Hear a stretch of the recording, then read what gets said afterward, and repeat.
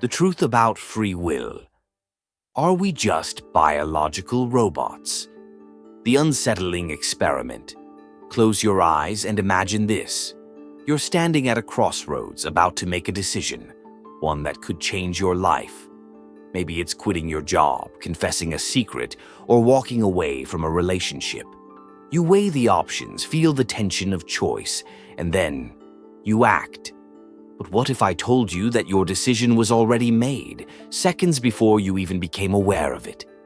What if your sense of control is nothing but an illusion, a story your brain tells itself after the fact?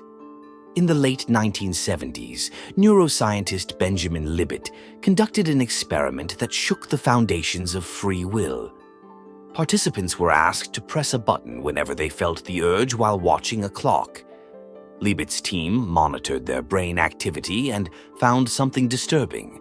Electrical signals in the brain, the readiness potential, appeared a full half-second before the person consciously decided to move their finger. The implications were staggering. If the brain initiates action before we're even aware of our choice, do we truly decide anything? Or are we merely spectators to our own lives, rationalizing decisions after they've already been set in motion by unconscious forces?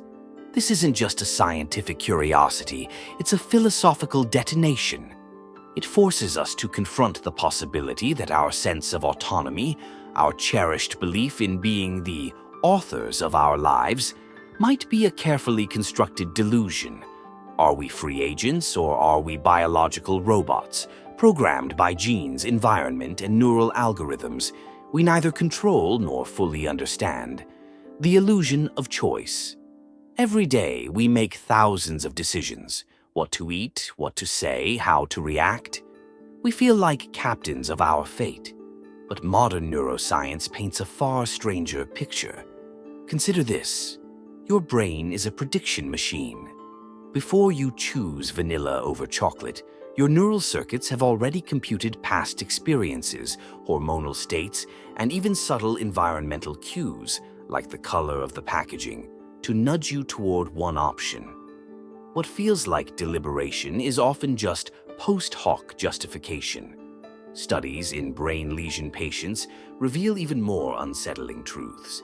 People with damage to specific brain regions suddenly develop entirely new personalities, losing inhibitions, changing political views, or abandoning moral principles. If a tiny physical change can erase who you are, how solid is the self that's supposedly in control? Philosopher Daniel Dennett argues that free will is a useful fiction, a narrative our brains create to make sense of chaos. But others, like Sam Harris, go further. You are not the author of your thoughts, you are merely witnessing them. Yet if this is true, why does it feel so real? Why does the weight of responsibility crush us if we're just puppets of biology? The machinery of determinism. Imagine a bullet fired from a gun. Its path is determined the moment the trigger is pulled, by physics, by gravity, by the resistance of the air. Now imagine your thoughts as that bullet. Every decision you make, every desire you feel, is the inevitable result of prior causes. Your genetics, your childhood, the neurotransmitters firing in your brain at this exact second. This is determinism, the idea that every event, including human cognition and action, is the inevitable result of preceding events and natural laws. If we could rewind the universe and play it back exactly the same way, would you ever make a different choice? Or would you be locked into the same life, the same mistakes, the same regrets, like a record stuck on repeat? Neuroscience seems to side with determinism. Brain scans can now predict decisions up to 10 seconds before conscious awareness.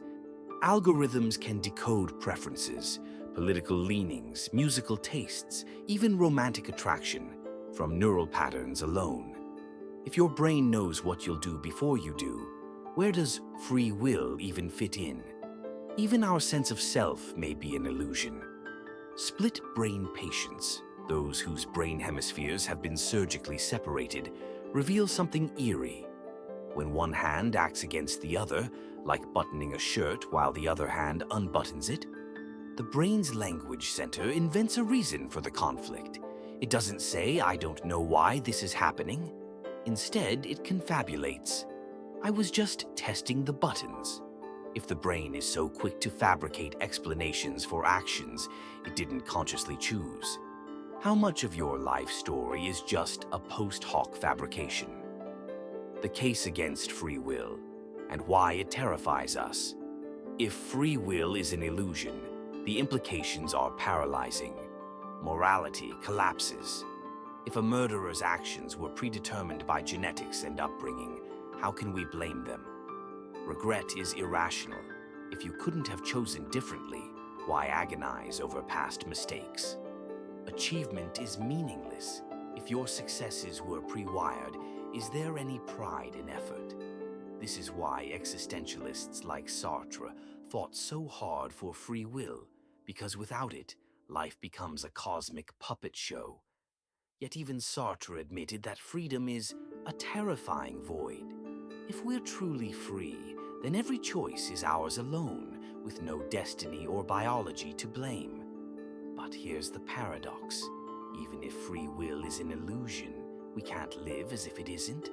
Courts punish criminals, lovers feel betrayal, and societies reward hard work, all because we act as if choice is real. Does that make free will a necessary lie? Are we robots or something more?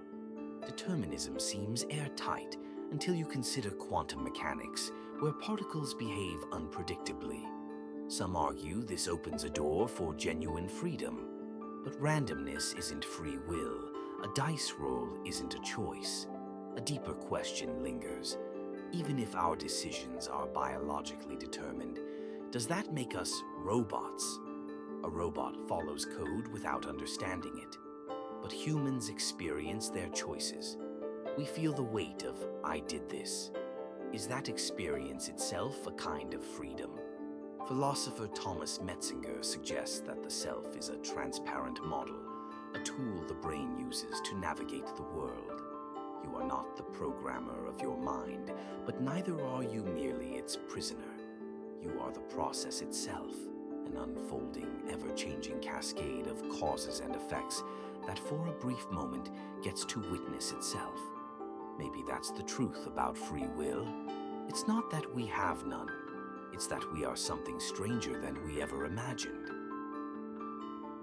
The compatibilist escape hatch. A third way.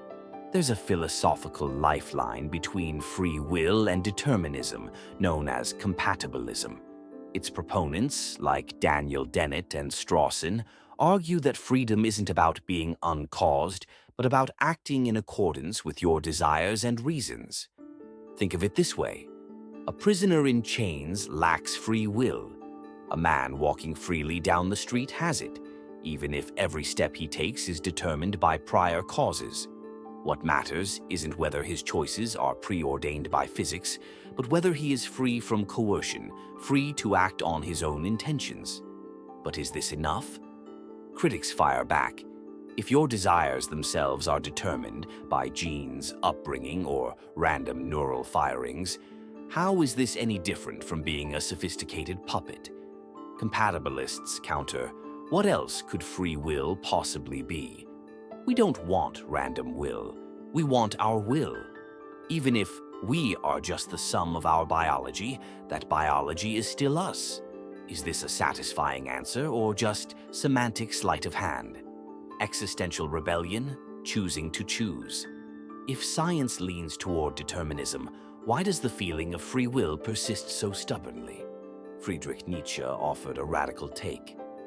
Free will is not a fact, but a becoming. He didn't mean we're born free. He meant freedom is seized through struggle, by confronting our conditioning, questioning our instincts, and creating ourselves despite our chains. This is the heart of existentialism. Even in a deterministic universe, we must live as if we are free. Camus embraced the absurd, choosing to act with purpose in a purposeless world. Dostoevsky's underground man rebelled against mathematical certainty, screaming, I choose chaos just to prove I can. Jungian shadow work forces us to integrate the unconscious, expanding the narrow window of what we can control. This isn't science, it's defiance. A refusal to let determinism have the last word. The prison you can't see, but might escape. Here's the uncomfortable truth. Most people live on autopilot. Habits, cultural scripts, and unconscious impulses govern 95% of their behavior. In that sense, they are robots. But breakthroughs in neuroplasticity reveal the brain rewires itself through attention and effort. Meditation weakens the default mode network, the narrator of your life. Psychedelics disrupt rigid neural patterns, creating moments of radical openness.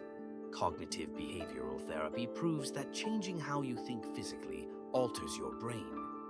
This suggests a middle path. We may not have free will, but we have free won't, the ability through awareness to interrupt automatic impulses. Like a driver slamming the brakes before a crash, you can't control every thought, but you can refuse to act on some.